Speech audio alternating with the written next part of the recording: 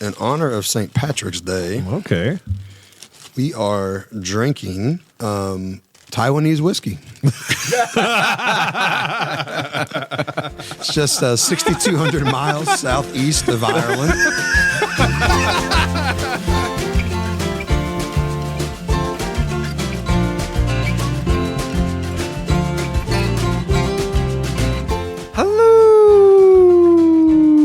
And welcome everyone to episode 148 of the Mashup, the best bourbon conversation you are going to hear all week long. We're your hosts, Kenny, Tony, and Steven. Hello. Hello, gentlemen. Hello. How are you guys? Good. Happy St. Patrick's Day. Oh. Happy Green Day. Happy Green Yeah. Day. Did anybody have any green beer today? Nope, I had a Guinness. Oh, okay. Guinness is all right. That's Irish, right? Irish, though. It is Irish. Yeah. There you go. So you're I would add a Killian's. Does Killian's count? It's Irish. Does anybody drink Killian's Irish Red anymore?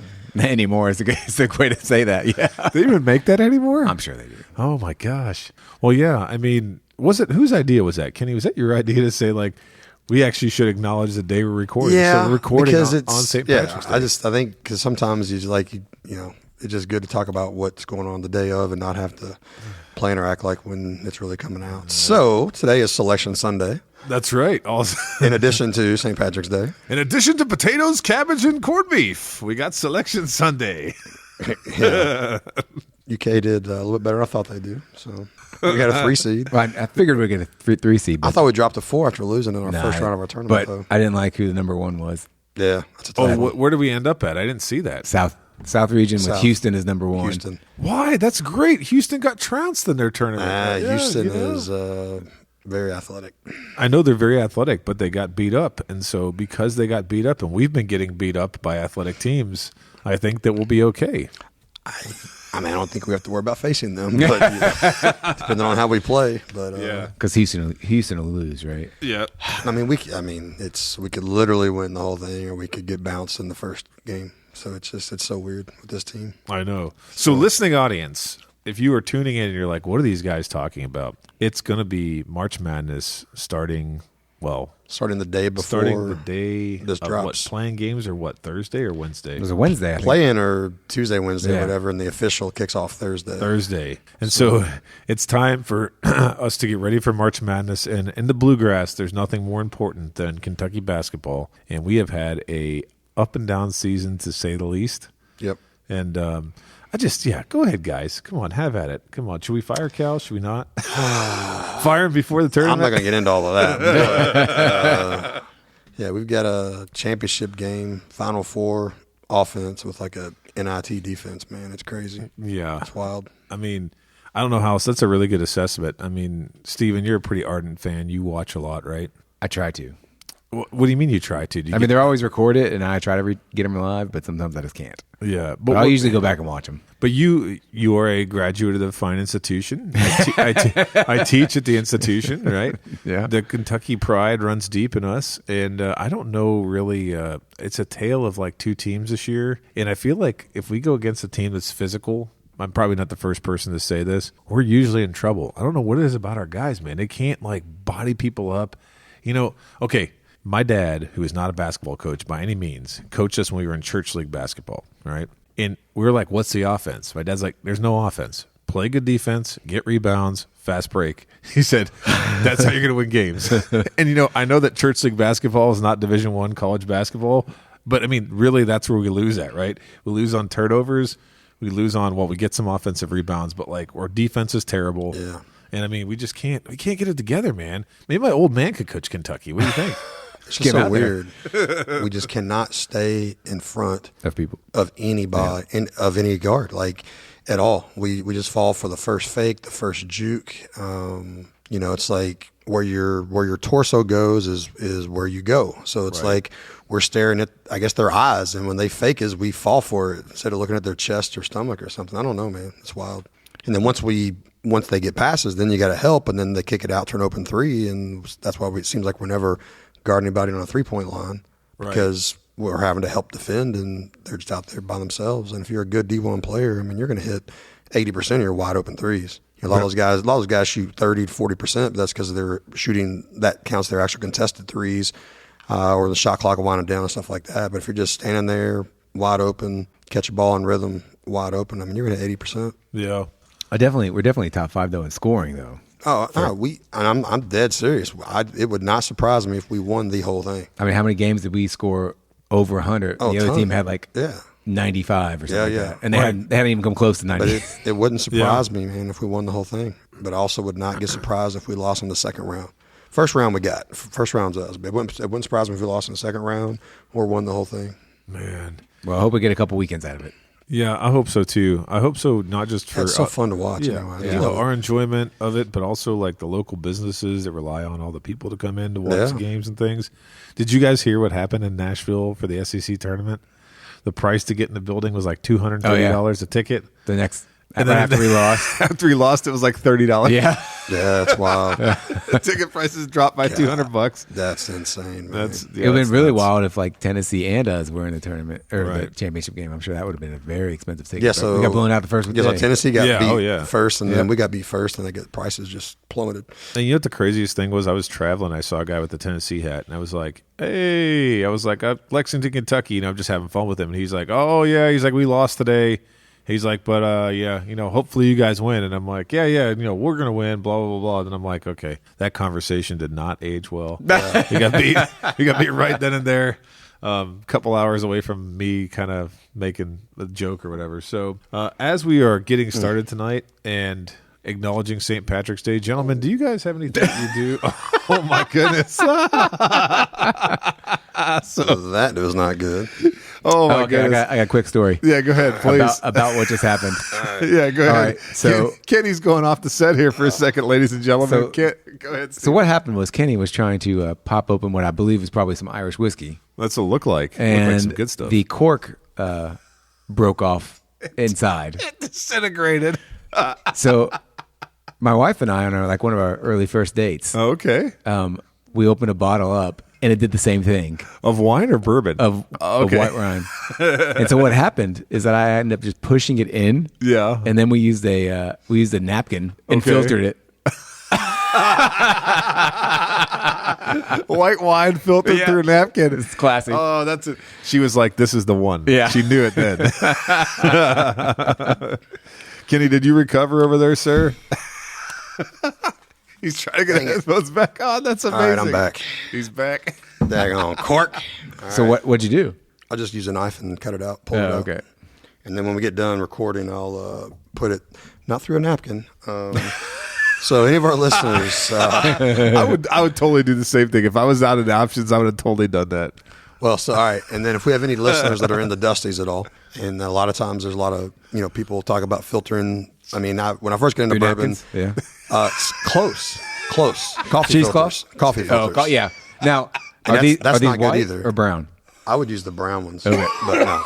But don't use coffee filters. That takes your oils out, your fatty esters, all that kind of stuff. I believe definitely takes oils out. You don't want to miss fatty esters. Do not use cheesecloth. I think you saw some fatty esters on your vacation in G-strings, didn't you? I may have. All right. But go ahead. You were in the middle of a point, sir. So no cheesecloth, none of that stuff. The absolute best thing is a kidney stone filter. What? Come on, man. So you're supposed to pee through the thing to catch your kidney stone. Do they sell this at what? Yeah. Amazon.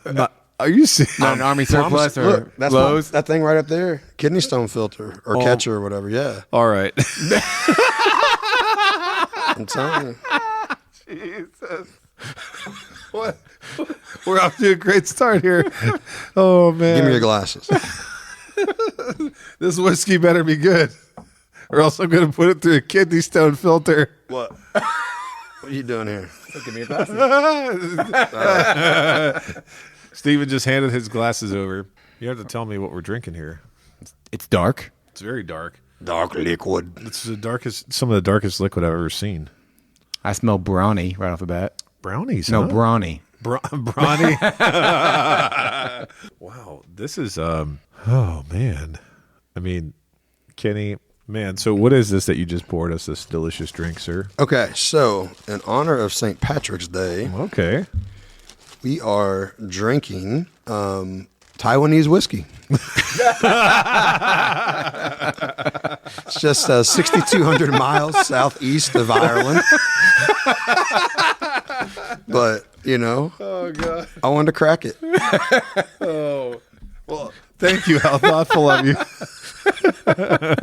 That's why the cork broke, because it traveled so far. Yeah. Well, this, I just got these a couple days ago. Darsh was in town. Okay. Boy, Darsh, shout out Darsh, came down from Michigan. This was a pick he did for a place back in Michigan. This is just, I fell in love with it when I tasted it about a year ago. Okay. And even though the pick is from 2018, he was able to get me a few. Oh, so, nice. I'm very happy about that. I fell in love with it when I tasted it, and I hope you guys like it as well. So this is is it Kavalan? Kavalan, yeah. Kavalan so this whiskey? is Kavalan Taiwanese whiskey. Okay. This is done at this is all in this is in sherry cask. It's at cask strength, 117.2 proof. And you see how dark it is? Yep. So you were part of that group text, Stephen. You were not. I took a picture of this. See how dark that is? I took a picture of it next to this and said, "Tell the difference." This is painted black glass bottle. This is a clear bottle, and they're still. Oh man, yeah. Look, and they're still about the same color. Okay. Yeah. And I guess that that Kenny was flicking us off in one bottle and not in the other. That was wrong. Nope. But there was definitely weird images. You know how like when you take pictures of bottles, you got to worry about what you look like in the reflection of the glass. Yeah. Oh, you so do. that's what I thought you were doing. It's like if I'm taking a picture to sell sometimes, I have my shirt off. I'm like, ooh, maybe take that picture. I'm going to get a shirt on. So right off the bat, while we're talking about this, it smells like raisiny on the nose, like pruny. Prune raisin. Raisin, man. This is So why did you select this? I thought you were going to give us some Irish whiskey to celebrate. I mean, it's... Are they an Irish company or not? No. I mean, why not? Well, very good. It says... I still said Happy St. Patrick's Day. There you go. Did any of you guys ever do anything while we're nosing this? I'm going to taste it here soon. Any wild St. Patrick's Day stories? Had green beer. Green beer, like any... I mean, I'm not a big celebrator of holiday, but I am going to give a shout out real quick to the best St. Patrick's Day that I ever had. Actually, I'll just go ahead and shout him out now. But Jeff Bolt, my buddy up in Cleveland, we did our degrees together there at Kent State, and we did a St. Patrick's Day. I may have already talked about it on a podcast one time. If I didn't, just remind everybody, we went out and did like a kegs and eggs for St. Patrick's Day one year in Kent, and I think I was cooked by about noon, maybe even before that. But it was funny because I got back to his apartment and fell asleep on the couch. And when I woke up, he had strategically placed those KFC snacker sandwiches all over the place. Oh, you told me about that. Yeah. Yeah. I mean, that was insane. And so every year on St. Patrick's Day, I think about Jeff. And, of course, he's Irish, so he knows how to celebrate. And he also pulled a big joke on me and told me to wear orange on St. Patrick's Day, which is a big no-no. So... all kinds of crazy stuff. That's some intimate nosing you're doing over there, Steven. Well, I feel like I'm getting coffee and caramel brownie. Ooh, coffee and caramel brownie. I'm ready to sip this sucker. This is great, this little pre-pour. We should always do this in the intro. Well, let's go for our first pre-taste. This is like a cross... Is this actually considered to be a scotch? Nope. Taiwanese whiskey. Taiwanese whiskey. It is it's more Irish than Armagnac. Okay. Like, in my opinion, like, you feel like an Armagnac and an Irish together. But it's not that scotchy, peaty. Man. So I have the Kavalan Soloist from last year over there, and it is also incredibly dark.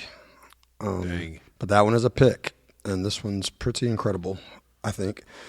A pick from the people went to Taiwan? They actually had 3 or 4 samples brought in for them to pick from. And what's wild on this one, I'm not sure if I'm supposed to say this or not, so if not... Darsh, fortunately, we don't have a lot of listeners. Maybe 1,000 or so, right? It's not like we have enough listeners. Just saying, it's not like we're Joe Rogan over anything. Yeah, we're not Joe Rogan. But we're not. They picked this in 2018. Right.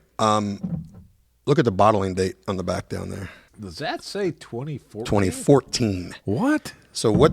And they only ended up getting half of their. So this is half of their bottles. Bootleg. No, not bootleg. I'm just joking. It was supposed to be 498 bottles in the whole cask. Right. They only got about half of that. So what they think is this was actually never supposed to leave the distillery. Okay. And get over here and be part of a pick program. Oh. So this was probably because this is known as like the best tasting stuff they've ever had out of there. Okay. And like in that same year, they actually won tons of gold medals and all that kind of stuff. So what they think potentially is this was really not supposed to ever be released in part of the pick program, and it was already just bottled back in 2014, even though they didn't pick it till 2018. Somehow it got into their pick program. That's why they only ended up with like half of the bottles on there. Man, what is the proof on this, and how much did it cost? 117 is the proof, or 117.2. Doesn't drink 117. No way. 117.2, and this was fresh crack just now too. This is brand new fresh crack. That's right, because There's the cork broke. the cork. There you broke. go. The cork. Yeah, there's no cork pop on that one. Price, I'm not going to say because I really don't know what. Okay, that's fair. That's fair. What are their other? I don't know what bottles kinda go retail. for? I think I got that soloist for $250-ish last year. I think. Because I've seen this brand on Instagram a lot. Because Yeah. I think I followed one of their. There's a bunch of different Cavalons, like different releases, and then which I think a lot of them are probably at lower proof as well. Dang. Just like how Irish is, but that Cavalon soloist is also cast strength, and this is cast strength. Wow. It's actually really good. Yeah, it's very good. Yeah. I'm like, It's very different. good. It's different than regular bourbon. Yeah. Especially on the finish. It's malty. Yeah. There's dark fruits. So you know how sometimes we say dark fruit. This is like dark fruit. This is like raisin, prune. Yeah. And it's delicious. The oak backbone. How do we how old this is? Sorry. I Can't even actually speak. do not. I don't think it's that on there. It's got some nice oak. I don't think to it's it. known. Yeah, some nice oak. It's really and it stands out in a different way. Yeah. I don't like things other than bourbon. I've decided that sometimes I don't like things other than bourbon. But absolutely like this. Small little pour. Jeez. Dang, Kenny, we didn't get to bourbon yet. Well, one little sip here. Okay. St. Patrick's Day. In the honor of St. Patrick's Day. There we go. Yeah. Is this the real pour for St. Patrick's? Well, that's a little This bit. is 6,250 miles from Taiwan. Is this Irish? This is Irish. That's Irish. This is a lighter Irish. Definitely. Look at the color difference from your two Oh, glasses. Yeah, my goodness.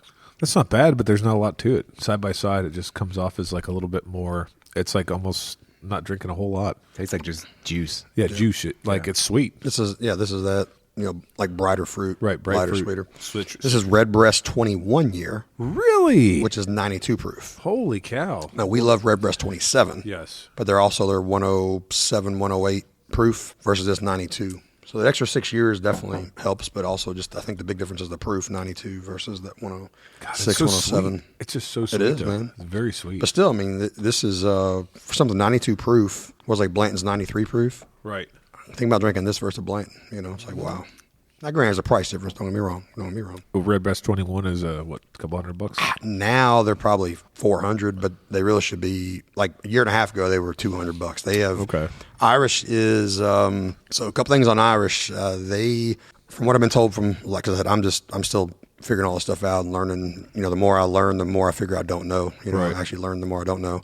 But talking to a few different people, the Irish does not. They want to basically be on the shelf. Okay. If somebody wants it, they want them to be able to go sit and buy it. Gotcha. So unlike our bourbon, companies that do all this allocated stuff, and it's like you got to be right place, right time, luck of the draw, get luck. Right. So think about if you walk into Total Wine or Liquor Barn. This is 21 year? Yeah, Redbreast 21. Okay. So Total Wine has it. Yeah, It's out of stock, yeah, but it's $450. yeah. And it was $200 a year and a half ago. Holy cow. So, but if you think like walk into Total Wine or Liquor Barn, you can buy like $3,000, $4,000 Louis, whatever, cognac. Or, Yes. You can see all these high end stuff. Well, the Irish want some of their nicer stuff just to be literally sitting on the shelf. So Redbreast 27 is now $8.99 at retail.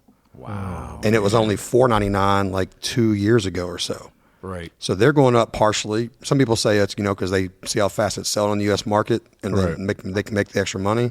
But some people that really, I guess, know more about them philosophically say they want it just to be on the shelf. So they're trying to find that pricing point where it doesn't just get instantly, all of them get like cleared out of the store, because they want somebody that likes their product just to be able to go in and have it. Or somebody wants something premium, they go get Premium it. bottle.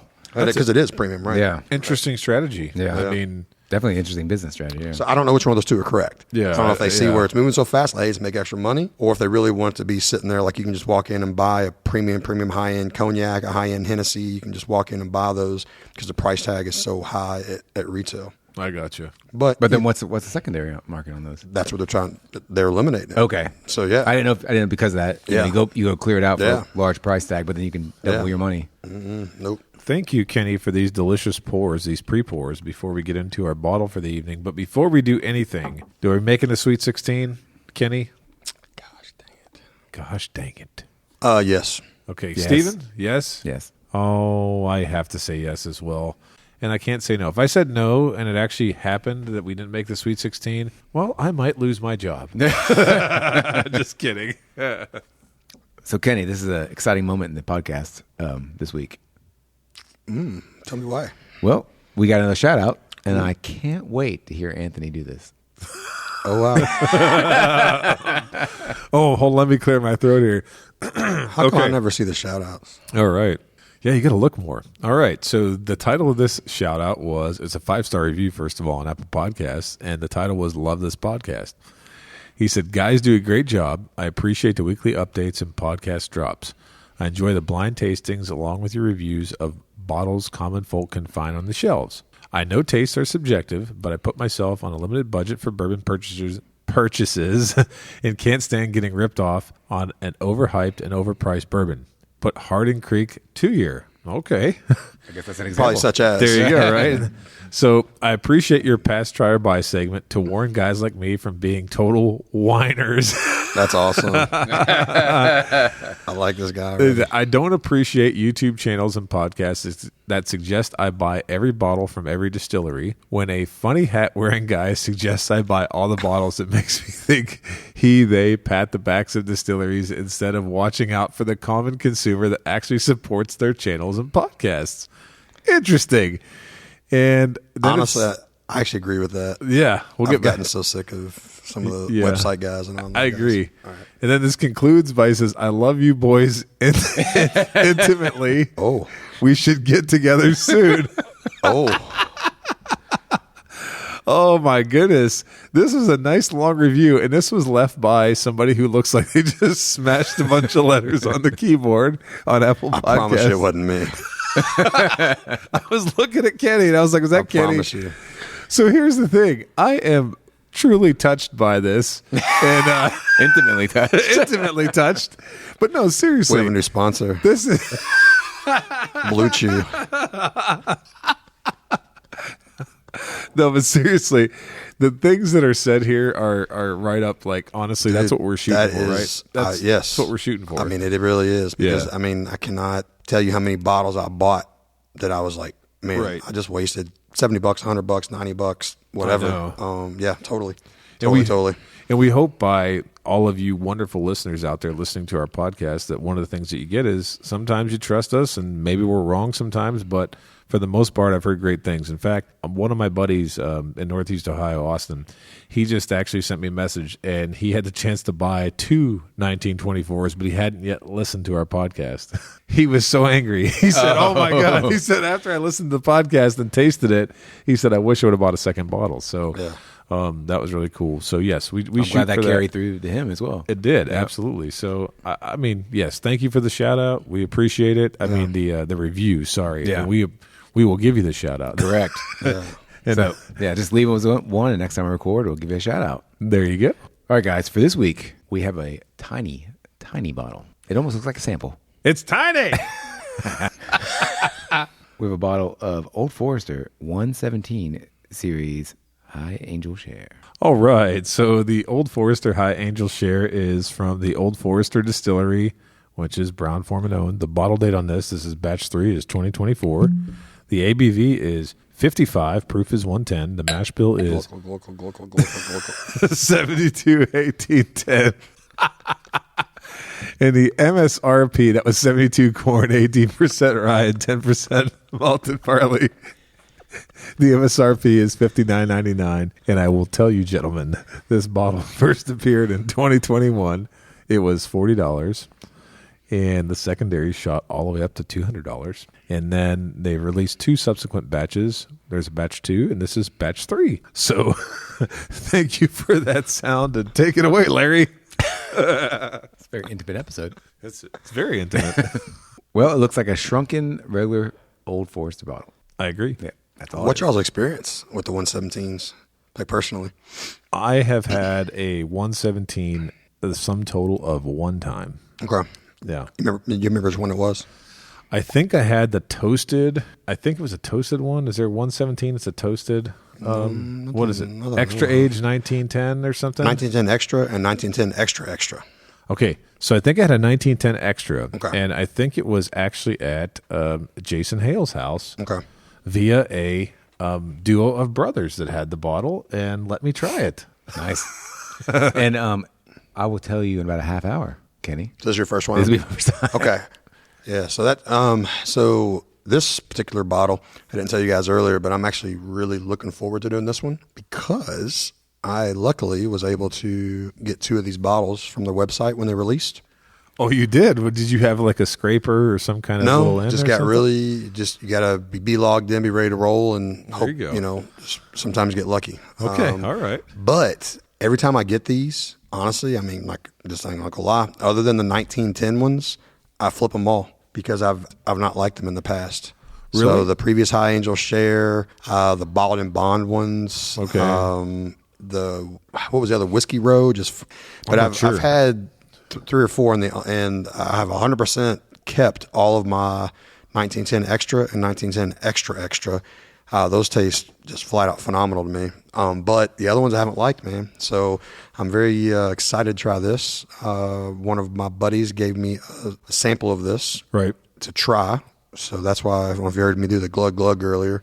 I've actually got the bottle sitting in front of us, but I just got a fresh cracked pour sample for us to try because I heard this one's really good. Okay. From 2 different people. But before I crack my bottle, you got to try it. 2 different people will get. I'm happy to hear you say that you like the extra age 1910. Oh my gosh, I'm pretty dude. sure that's the one I tried, and I really liked it. Yeah. You I was like gonna say, 1910, so. Yeah. Probably like 1910 anyway, Yeah. right? Yeah. And so if you would have told me that was not good, then I would have been like, oh, that's a little. This is going to be suspect. Then trying to have this little tiny small bottle, but good stuff. So you want to hear something funny? When I was doing a little research on this bottle because I couldn't understand why it was called the 117 series. Yeah. It said on their website, the 117 series, and first of all, this was launched, I guess, under Jackie Zykan because it mentioned her name. And it said this was to commemorate their new address on Whiskey Row on 117 West Main Street. Their original address. Well, no, because when I looked up their original address was 322 West Main Street.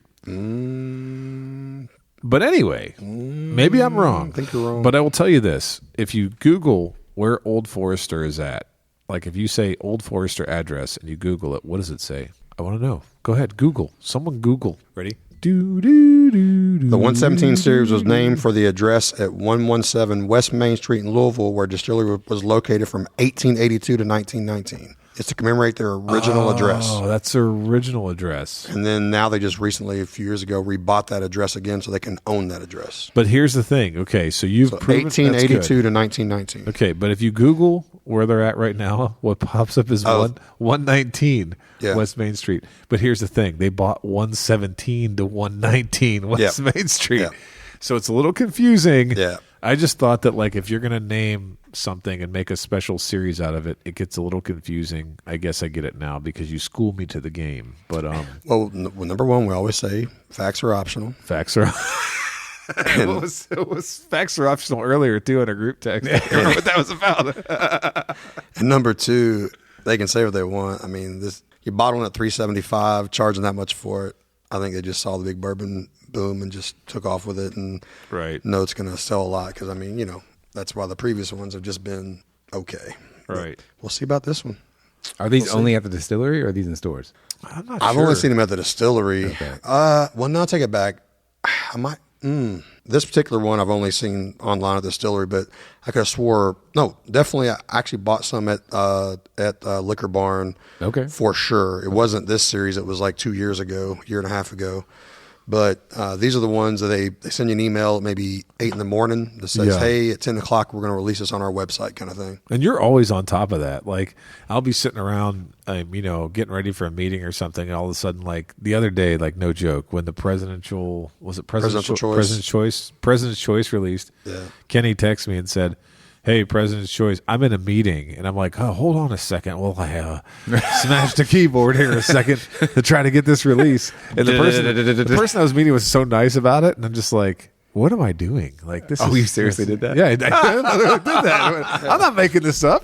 I was in a meeting and I started trying to get the bird. Yeah, very professional of me. I was trying to get. They had 3 different barrels released. Yeah, and their website crashed hard. It crashed hard. I ended up not getting one. I had a few people I know that got them, but they just kept refreshing for like 45 minutes straight. Yeah, not going to. I don't have 45 minutes to do that. I don't either. I did it for about 15 minutes. So yeah.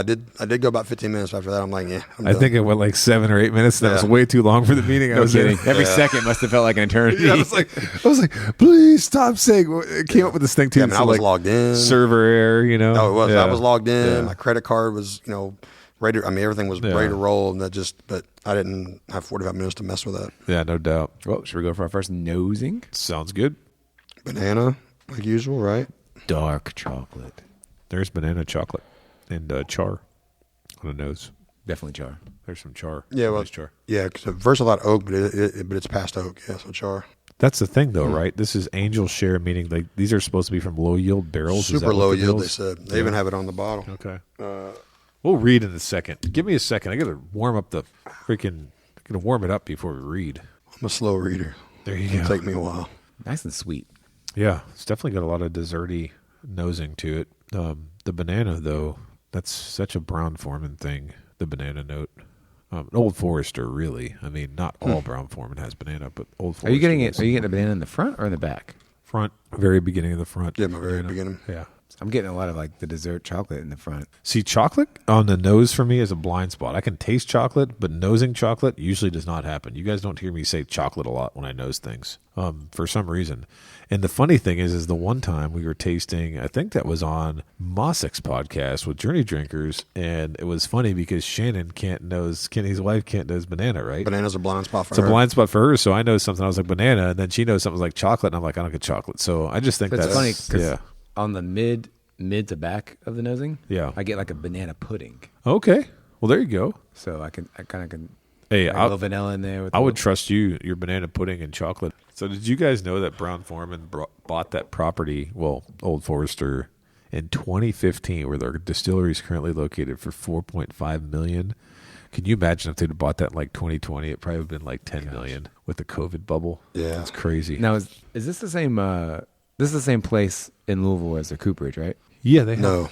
No? It's not the same? All right, so at their distillery, They have like a thing for show, right? Is it a show? well, like the one downtown, Right. they That's what have we're talking about. They have a incredibly small, super small cooperage. And when I went on the tour, I forgot what they said. They make like 3 barrels a day, 5 barrels a That's day, it? 10 barrels. It's not a lot. It's mainly for The show. and all that. Okay. And it might be more than 3 to 5, but it's not many. They don't rely on it at all. But then still in Louisville, I don't know if it's 10 miles down the road, 15 miles down the road, is where they have their big, their true big distillery where they're distilling tons and their cooperaging and then all that crap down the road. So so it's almost like that's a tourist attraction, right? touristy thing. Yeah. I got you. But it's awesome. I mean, I was there. You get to see it. You see them charring it, the flames and all that stuff. So when you say Nice. only a couple a day in there, do they actually make the barrels there at the main facility and then also burn them there?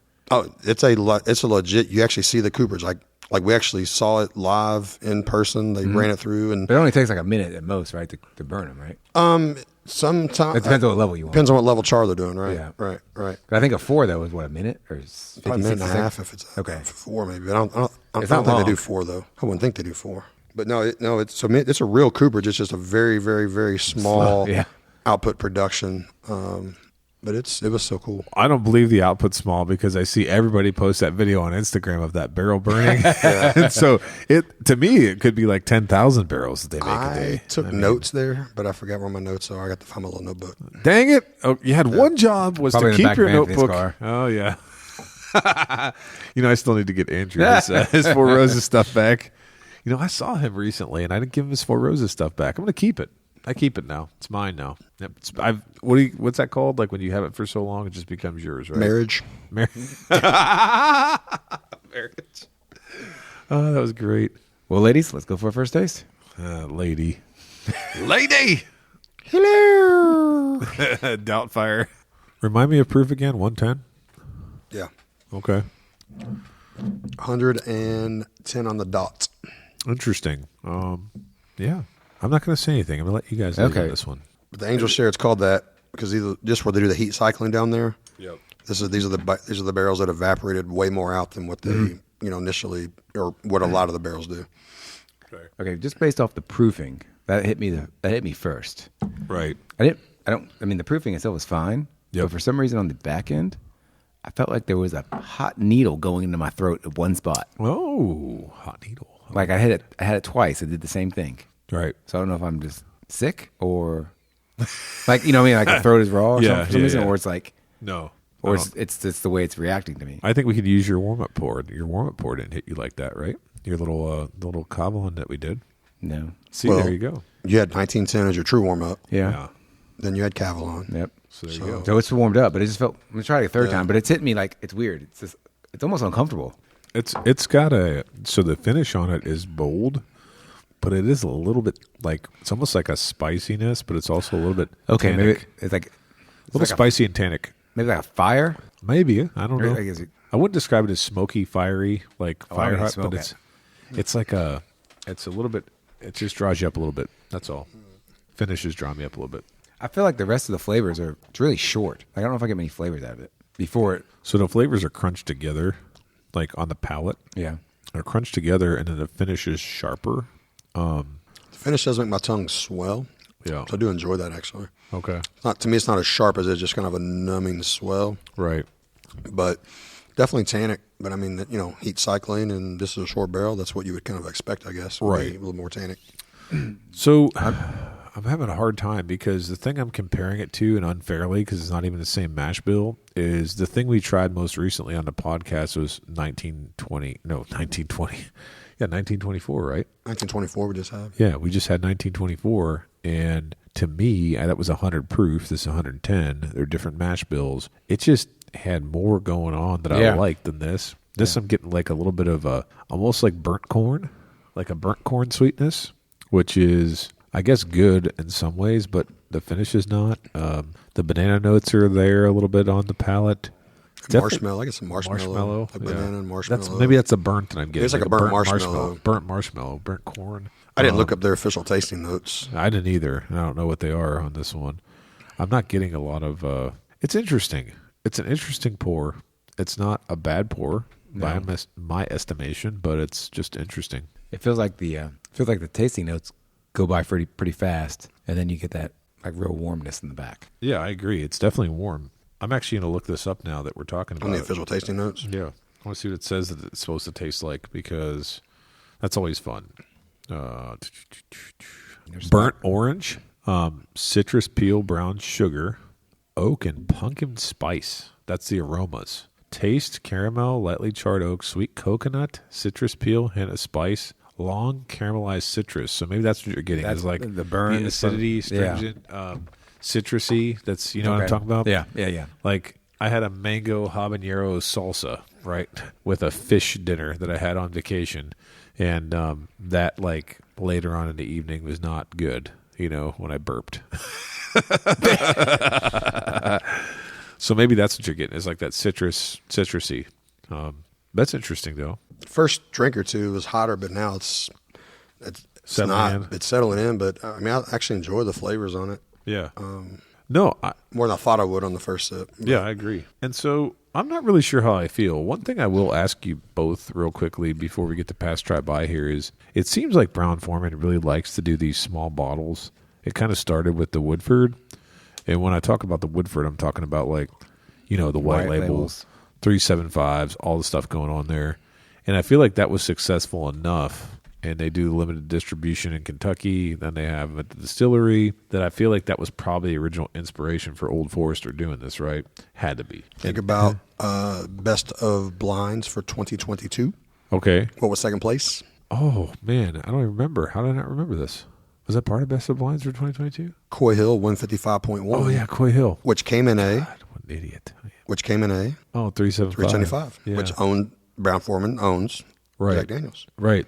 There you go. There's a theme, bro. So they did a theme. That's right. So that's what they're doing. They're taking that model and they're making these special, they call it experimental, everything else, which is great. And they're offering these 375s. But when you look at the price of this, the very first 117 it released was $39.99. And I do remember when the Woodfords were $39.99. Then they moved to like $45. Then they moved to $50. They seem to be going up in increments of 10 for this one now. So up to $60.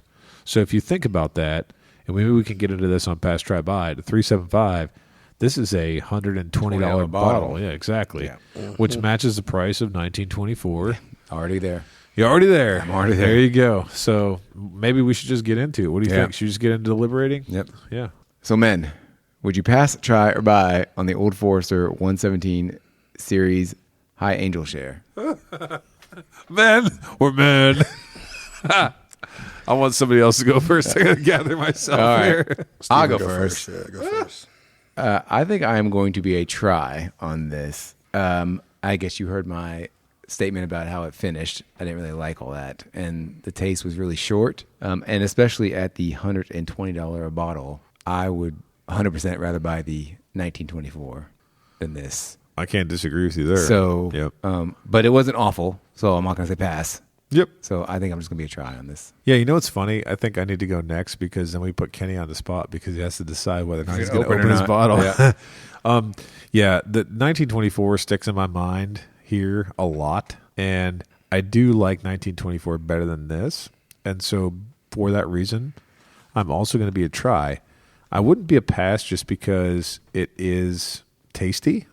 Yeah, it tastes good to me. So when I say it's tasty, I mean, yeah, flavor-wise, does it hit like the wheelhouse from like automatic buy, I want to buy this? I don't think so, but I definitely think it's worth a try.